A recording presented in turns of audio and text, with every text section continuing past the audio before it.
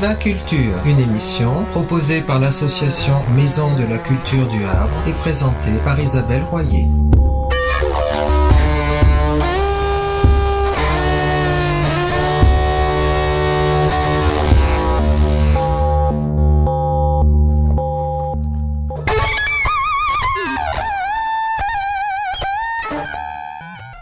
Bonjour à tous et à toutes, bienvenue sur Viva Culture, l'émission de la culture dans toutes ses découvertes.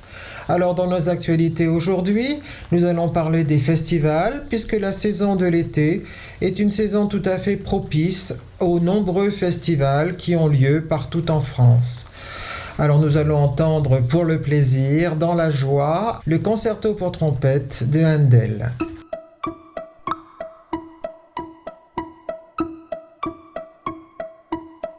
Il paraît qu'il y en a 3000 chaque année, même 6000 si l'on compte les petites manifestations locales. Et ils attirent des millions de participants. Le trio gagnant, c'est évidemment les passionnés, les associations et les collectivités territoriales qui unissent leurs efforts pour fonder, créer, mais aussi maintenir un festival. Il faut dire que le festival attire un plus large public que la culture tout au long de l'année et que c'est un outil formidable de développement du territoire. C'est grâce à lui souvent qu'une ville, qu'une région est revitalisée. Il suffit de prendre l'exemple de Marciac, qui depuis 40 ans développe son festival Jazz in Marciac à la renommée internationale. La ville a gagné des habitants, le collège ayant créé des ateliers d'initiation au jazz qui a attiré de nouveaux élèves. Pensons aussi à Angoulême qui a créé des infrastructures autour de la BD. Et plus près de nous, en Normandie, pensons à Deauville, qui se prépare à ouvrir son festival d'automne de photographie Planche Contact. Alors, bien sûr, souvent, le festival est en but au changement politique. Par exemple, le festival Le Rock dans tous ses états à Évreux a été purement supprimé par le nouveau maire. Il faut dire quand même que le festival génère plus de revenus. Méfions-nous quand même, parce qu'il ne doit pas être l'arbre qui cache la forêt, c'est-à-dire être un cache-misère et occultant un vide culturel tout au long de l'année, bien sûr. En revanche, ce que l'on peut lui reconnaître, c'est de jouer un rôle de lien social, parce que toute une commune, toute une région peut se retrouver dans son festival. Pour illustrer ma réflexion sur les festivals, je diffuserai aujourd'hui des interviews de spectateurs à l'entrée et à la sortie de la cour d'honneur à Avignon, lieu mythique entre tous. Alors nous sommes allés voir Emmanuel Gatt, qui présentait Story Water d'après un poème soufi avec des musiciens sur scène. Il s'agissait de l'ensemble moderne. La musique était de Pierre Boulez, de Rebecca Saunders et d'Emmanuel Gatt lui-même. Emmanuel Gatt est né en 1969 en Israël. Il a été récompensé en 2006 par un Bessie Award pour 2 pièces très importantes en 2004 et 2005, Le Sacre du printemps de Stravinsky et Le Voyage d'hiver de Schubert.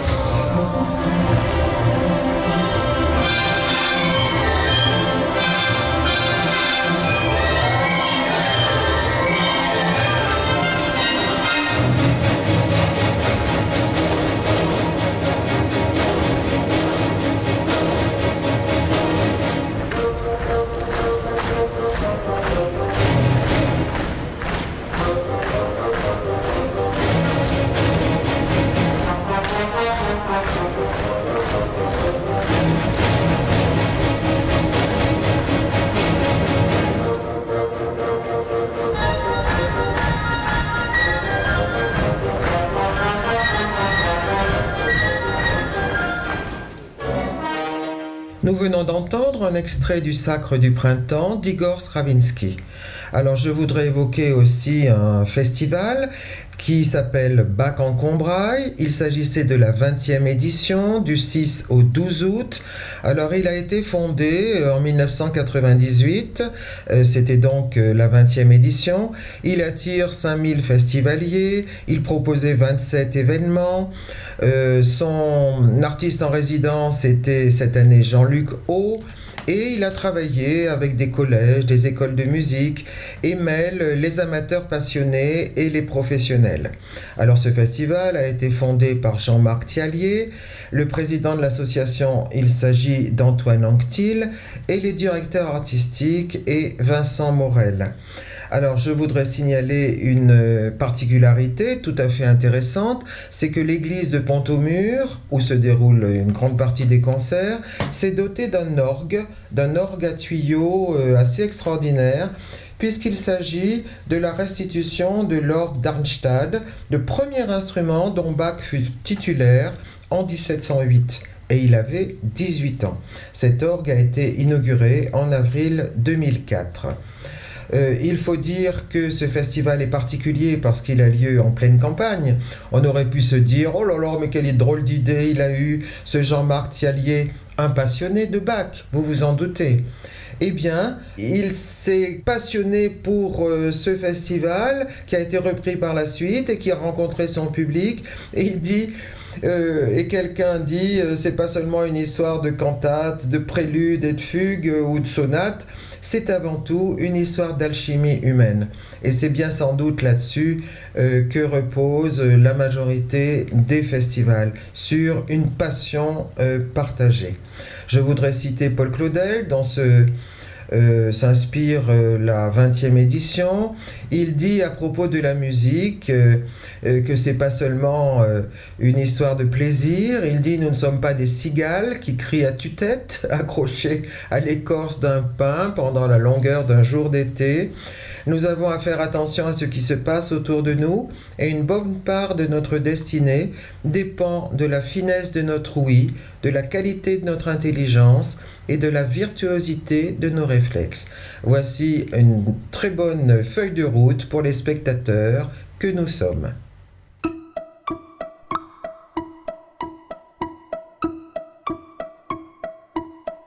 Écoutons un entretien réalisé avec Emmanuel Bertrand, violoncelliste, qui était artiste invité au festival Bach en Combrailles.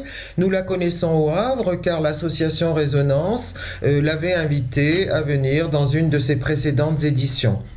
Dans cet entretien, réalisé par Dorothée Poivre d'Arvor en 2016, elle évoque Henri Dutilleux, le compositeur de musique contemporaine qui est mort récemment.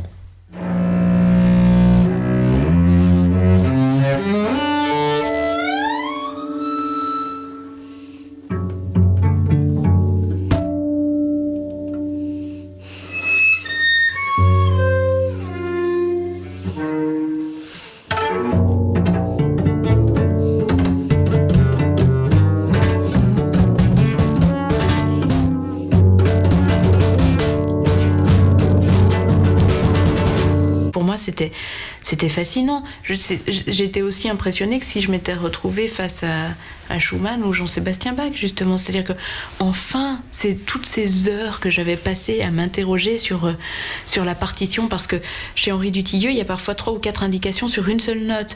Donc, ça vous permet quand même de réfléchir un certain nombre d'heures en travaillant, à vous dire, oui, mais le point, là, il est écrit comme ça parce qu'il veut que ça sonne comme ça, ou alors ça veut dire qu'on peut aussi faire ça.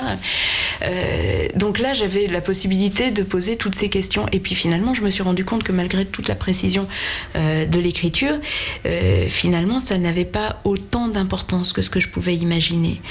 Et la première chose qu'il m'a dite, c'était prenez toutes les libertés que vous voulez, vous êtes dans l'esprit, vous avez compris l'esprit.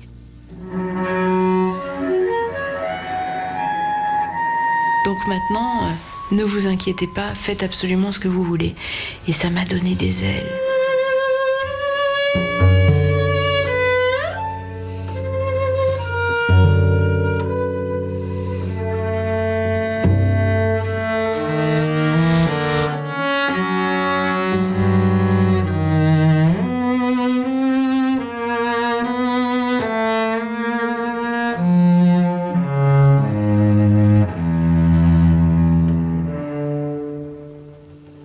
ça m'a donné des ailes pour jouer sa musique, bien sûr, mais ça m'a donné des ailes pour toute ma vie de musicienne aussi. Parce que cette valeur que j'attachais à sa musique, et qui est celle que je peux attacher à d'autres musiques d'autres temps, mais finalement il m'a donné le souffle et la liberté pour tout le répertoire, pour toutes les œuvres qui me tiennent à cœur. Et ça a été un grand tournant.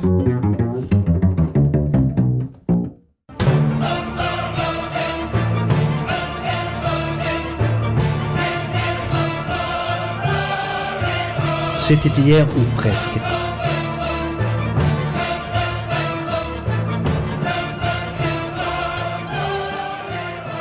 Dans la nuit du 12 au 13 août 1961, les autorités de la République démocratique allemande érigent une enceinte fortifiée sur la ligne qui sépare à Berlin leurs zones sous occupation soviétique des zones sous occupation américaine, anglaise et française. Des policiers et des ouvriers tendent des barbelés, creusent des fossés et entament la construction d'un mur en béton. Dans le même temps, les liaisons ferrées sont aussi coupées. Dans les jours et les semaines qui suivent, à la stupéfaction du monde occidental, les autorités est-allemandes parachèvent le travail en murant les fenêtres et les portes des constructions situées sur la ligne de démarcation. Presque 30 ans que ce mur est tombé, mais hélas, d'autres ont été érigés à travers le monde. Ouvrons le carnet des naissances avec celle de Cecil B. DeMille, né le 12 août 1881. D'abord acteur dans les années 1900, il fonda avec Jesse L. Lasky et Samuel Goldwyn une société de production cinématographique, l'ancêtre de la Paramount, et réalisa en 1914 le premier film tourné à Hollywood, Le mari de l'Indienne. Pionnier de son art et producteur indépendant, Cecil B. DeMille fut l'un des rares metteurs en scène à bénéficier d'une totale liberté artistique tout au long de sa carrière et fut l'un des premiers à envisager le cinéma comme un divertissement pour le grand public. Et pour finir, souhaitons un bon anniversaire à l'ancien président de la République française, François Hollande, qui fête ses 64 ans.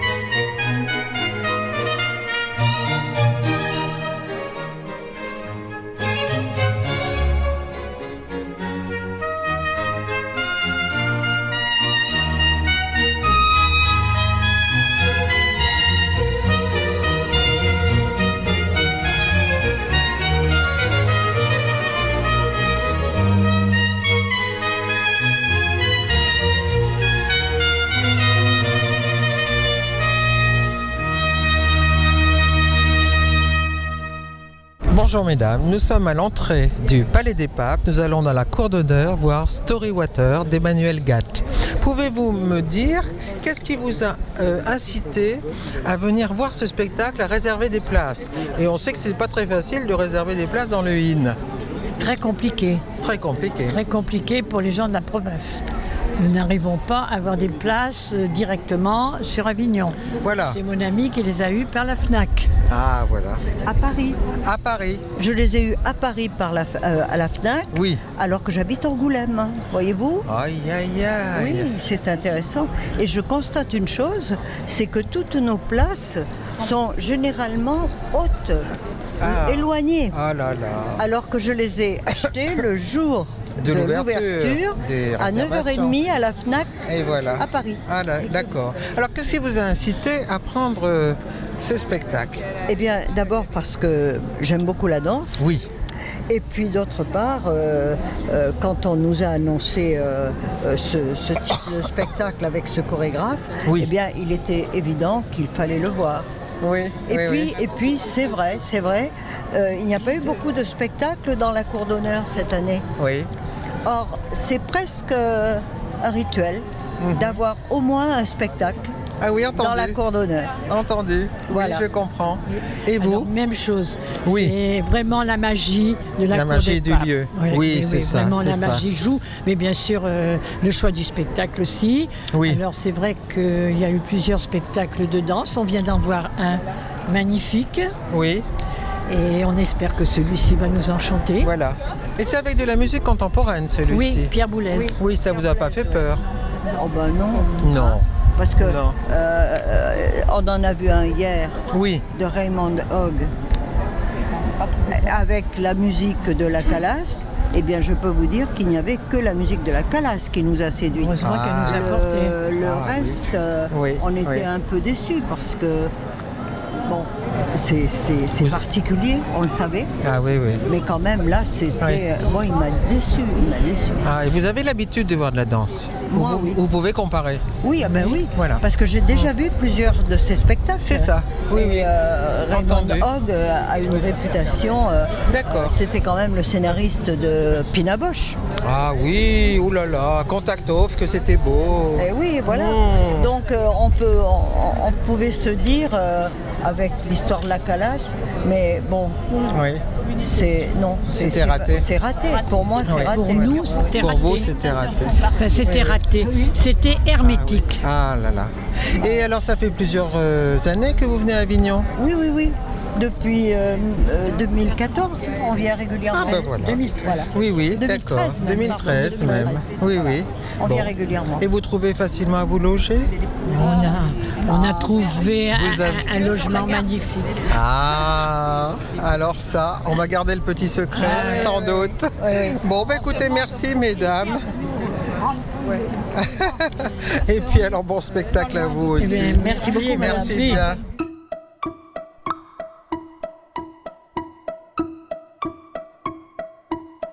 Ah, vous avez trouvé que c'était décousu. C'est peut-être la musique de Boulez qui vous a troublé? Non, peut-être. Oui, c'était au début, là. J'ai eu du mal à accrocher, Tout le temps? sauf la fin. À la fin. Vous avez apprécié la fin. Voilà. Oui, c'est ça.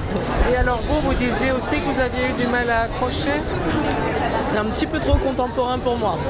J'apprécie la performance, Oui. et le cadre, Bien etc. sûr, bien sûr. C'est un tout petit peu trop contemporain pour moi. C'est-à-dire la danse ou la musique? La danse, La danse. dans l'ensemble. Mais Parce que la musique, dans la troisième et la quatrième partie, les la deux chanson- dernières parties sont beaucoup plus accessibles. Ah, moi aussi j'ai trouvé. Oui, d'accord. Merci, excusez-moi de vous avoir dérangé. Je vous en prie. Et vous avez aimé? Ben, j'ai eu du mal la première partie, je vous avoue. Là, et puis Boulez, je crois que alors, Je sais pas, je n'aime pas tellement. Vous voulez me parler, monsieur? Oui, Qu'est-ce bien sûr. qu'avez-vous pensé du spectacle? J'ai pensé que ça a bien bougé, mais vers la fin. Au début, c'était Ah, un peu vous mou. aussi, voilà. Je crois qu'il y a plusieurs personnes qui ont pensé la même Tout à fait. chose. Mais Merci sinon- beaucoup. Oui, au début, c'était un Ouais, peu... c'était un peu, non, un peu... Oui. Mais vers la fin, c'était un peu plus vivant. Donc, on va retenir que cette partie. Voilà, c'est ça. Quatrième et dernière partie. Merci bien, Je vous en monsieur. prie. Oui, et vous voulez... Vous avez peut-être un autre avis? Oui, moi j'ai bien apprécié les sous-titres. Ah oui, oui, effectivement. Et vous avez compris l'histoire du en français Oui. C'est un peu... En français On n'a pas ça m'a un bien peu compris perturbé, ça. oui. Bon, enfin, c'était pas très... C'est important, sûrement. Il y avait plein de détails qui étaient flous en fait. Par exemple le timer, à voir si c'était un repère pour eux. Ou pour nous. Oui, c'est pas faux. Et l'échelle, voilà, qui a été très importante durant le spectacle. Ah oui, oui, oui. Et qu'avez-vous pensé des danseurs? J'ai aimé le côté absurde en fait d'avoir des mouvements un peu qui se mélangeaient les pinceaux sans pour autant avoir de signification. Ah oui. Oui. Ah oui, c'est intéressant ce que vous dites. Et par rapport à la musique, comment vous avez fait le lien? Enfin, s'il y en avait un, je ne sais pas. On va dire que c'était un peu, ça marquait une rupture avec la musique en fait. Oui. Parfois ça suivait la musique, parfois justement c'était une rupture qui contrastait avec les danses et les mouvements. Par exemple le ralenti et les choses comme ça. Ah voilà. Oui, oui, oui, effectivement. Surtout dans la première partie peut-être. Hein. Où on s'est un peu endormi. On avait du mal à rentrer dedans. Oui. Et les parties suivantes, vous avez... En fait c'était un peu progressif, c'était une sorte de dégradé, voilà. Oui. Ah oui, oui. Oui, d'accord. Merci, monsieur. Merci, au revoir. Merci bien.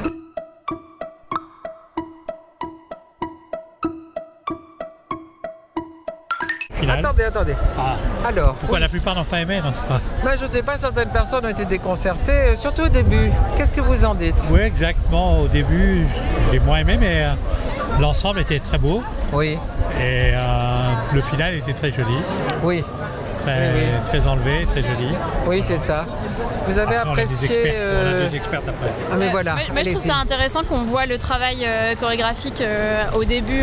Nous on était très près de la scène donc on entendait les danseurs parler et se synchroniser, recommencer, etc. Donc ça c'était un travail intéressant. J'ai trouvé C'est-à-dire que la première partie c'était comme un échauffement? Plutôt comme une répétition, je pense. Comme une répétition. Je sais pas si vous êtes déjà allé voir le ballet Près le Jocage à Oui, Aix. bien sûr. Ça fait beaucoup penser aux répétitions publiques, je trouve, parce qu'on les voit reprendre des parties en disant on la refait, et puis après la deuxième partie c'est un peu comme un. Ça c'est intéressant comme une représentation, de dire ça et de voir ça. Oui, moi je me suis demandé aussi effectivement cette première partie n'était pas comme une sorte de brouillon, enfin de. Oui. Ouais, une représentation du travail des danseurs, enfin de leur quotidien, qui est beaucoup plus que juste une représentation. Ah, c'est ça. Oui, oui. Et alors, qu'est-ce que vous avez pensé de la musique? Boulez, on a bien reconnu, bien sûr. Les autres, je connais moins. Oui. Maintenant, c'est une belle coopération franco-allemande. C'est intéressant. Oui. Boulez m'a un peu gêné, moi, mais j'ai sûrement tort de dire ça. Je sais pas. Qu'est-ce que vous en avez pensé? Pas grand-chose. Moi, je trouve ça agréable d'avoir de la musique live, c'est tout. Mais à part ça, oui, bien sûr. Vous faites de la danse vous-même, non? Oui, j'en ai fait beaucoup. Oui, c'est ça. Et les troisième et quatrième parties, vous avez apprécié? Moi j'adore les grands mouvements d'ensemble. Ah voilà, moi là, aussi. C'était plus. Oui. C'est ce que je préfère. Ah oui. Et vous aussi? Oui, on était à une extrémité de la scène, donc une grosse partie du spectacle, on ne voyait que les 5 danseurs qui étaient de notre côté. Entendu. Voilà. Oui. Et parce qu'on était très proches, quoi. Et c'est vrai que le final ensemble apportait quelque chose de plus. Oui, bien sûr. Et est-ce que vous avez quelque chose à dire sur l'allusion à Gaza? Je n'ai pas trop compris.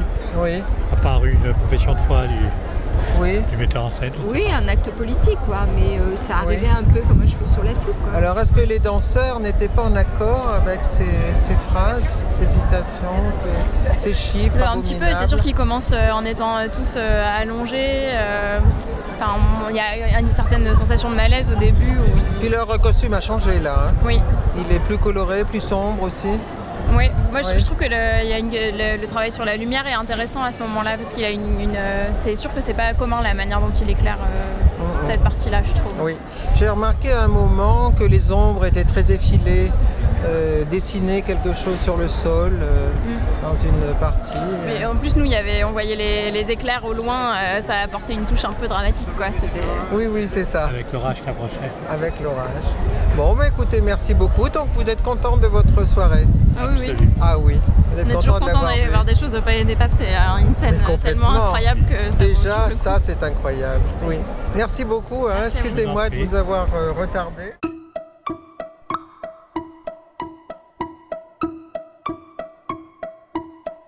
C'est la fin de Viva Culture. Rendez-vous dans une semaine. Bon été à vous, puisque nous sommes encore au mois d'août. Si parmi nos adhérents, certains ont vu des festivals tout à fait réjouissants, qu'ils nous en fassent part. Nous partagerons avec plaisir avec eux ces découvertes. Au revoir.